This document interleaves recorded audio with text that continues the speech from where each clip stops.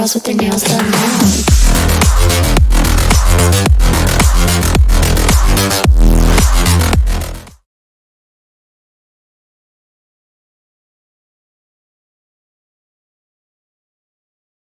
Consequences of Capitalism, Factoring Discontent and Resistance, by Noam Chomsky and Marv Waterstone. Preface. Rampant, seemingly endless wars, both hot and cold. Widespread and wide-ranging environmental catastrophe. Unparalleled levels of global wealth and income inequality. And in response to these and other symptoms of system breakdown, increasingly repressive and authoritarian regimes playing upon virulently divisive rhetoric. Conditions that characterize everyday life for billions on the planet at this moment. This book is based on a course that we have co-taught at the University of Arizona over the past 3 years that has attempted to connect this set of existential conditions to their underlying systemic causes. The course has also endeavored to make these connections in ways that point to coalitional politics and efficacious actions.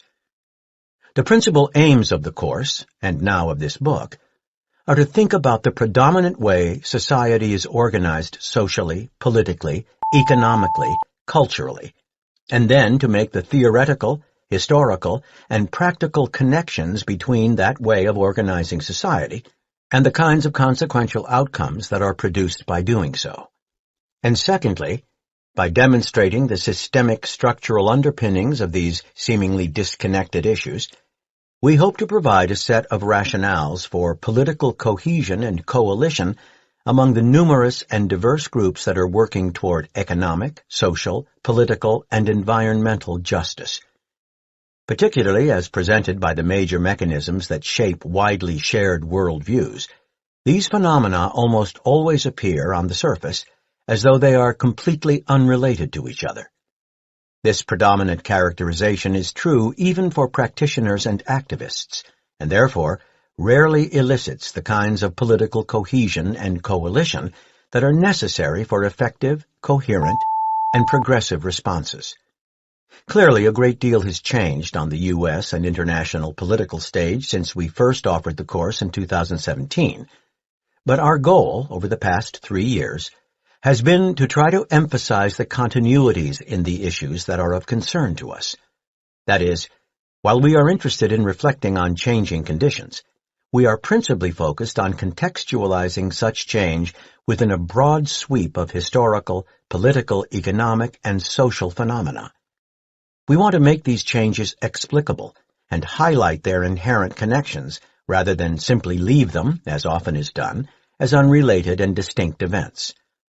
We endeavor to illuminate some of the new forms and emphases these issues have taken over the past several years, but again, in a manner that demonstrates their linkages and grounding in long-standing systemic and institutional frameworks.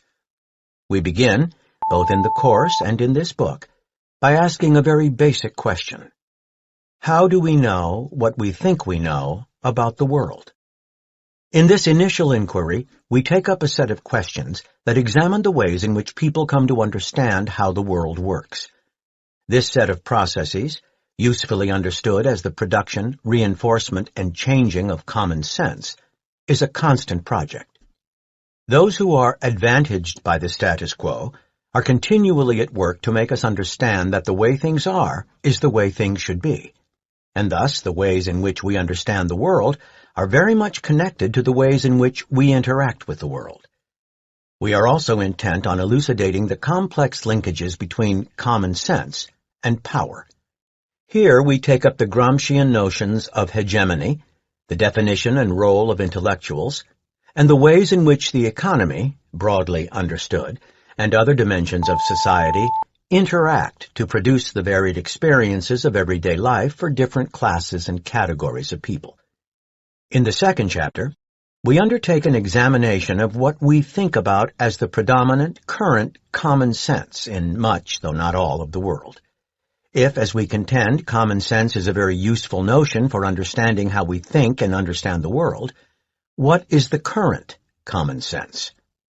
We, along with other analysts, call the prevailing common sense capitalist realism.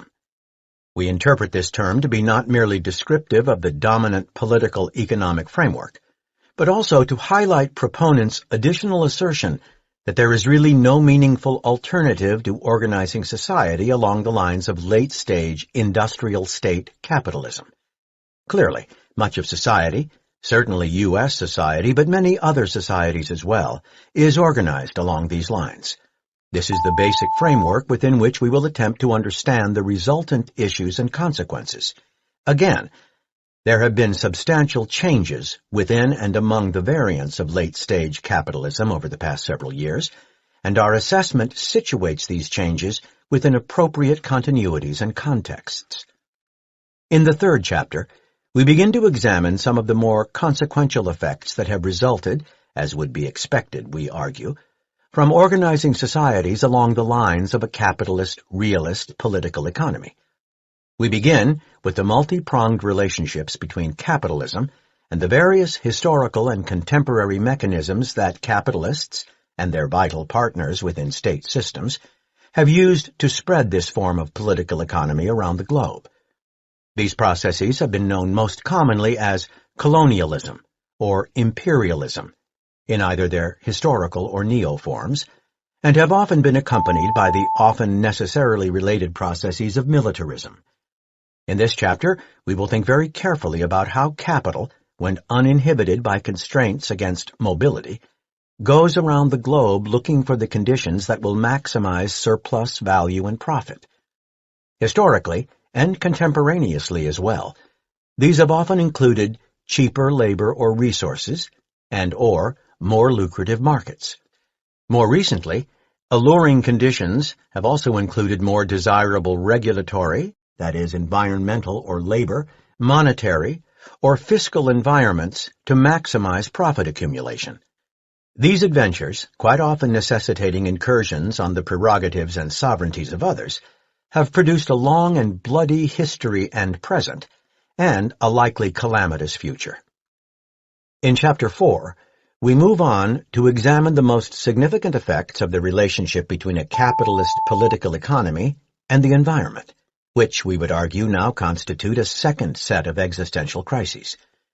While there are certainly variants of the abstract capitalist model, one persistent and typical tendency is to assess the planet as either storehouse of needed resource inputs, including energy resources, and/or sink for waste products of all kinds, due in large measure to a continually sought novelty and the concomitant obsolescence of the old.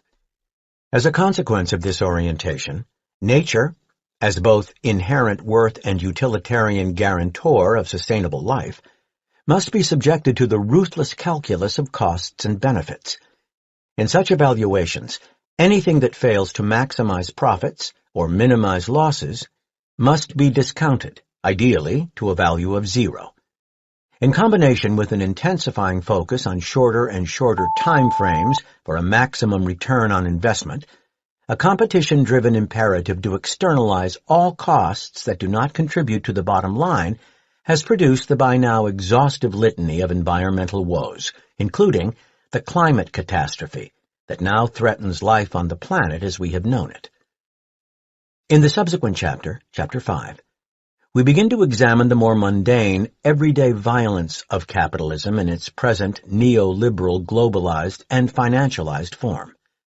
Though not necessarily as dramatic in some ways as militarism or environmental catastrophe, these quotidian issues are emblematic of the kinds of impacts that are being produced for billions of people in their everyday lives on the ground around the world.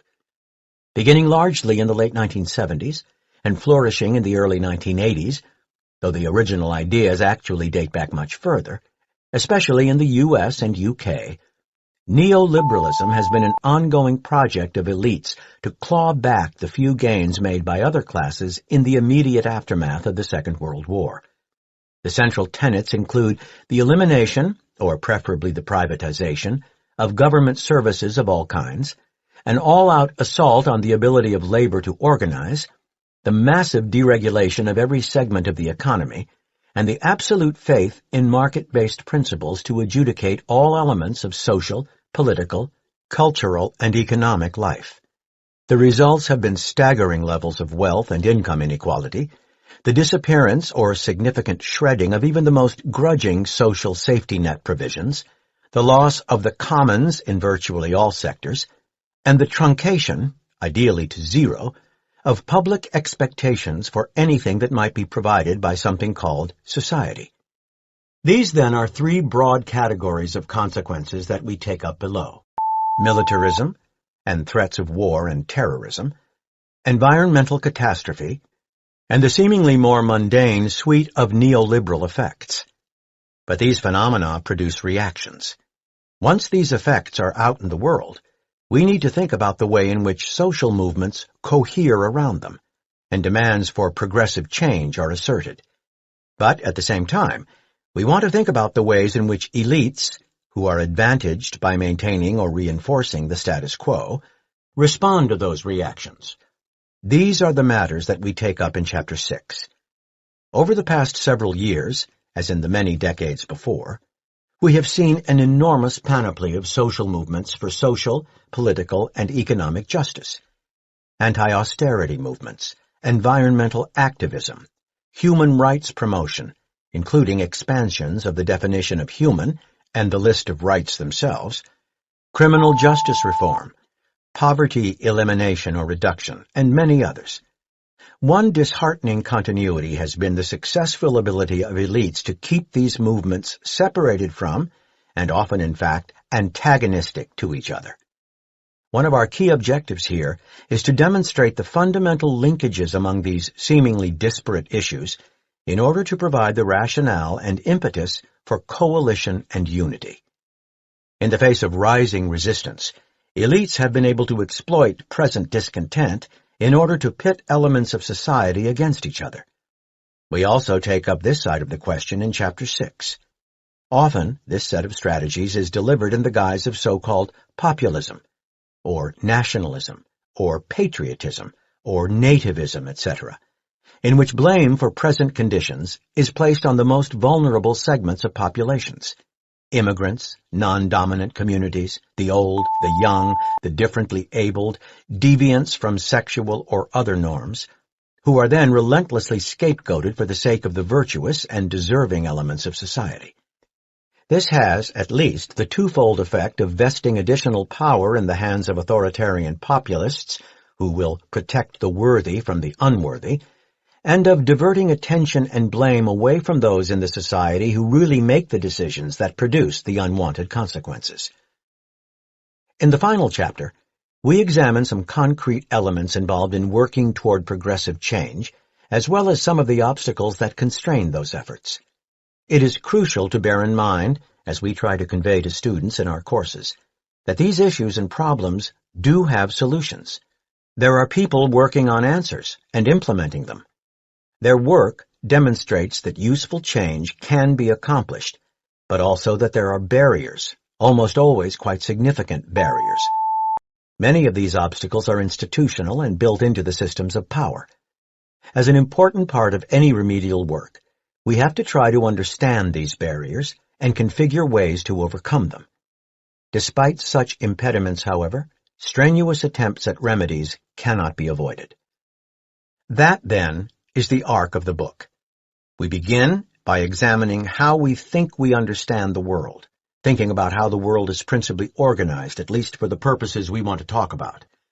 Some of the most crucial consequences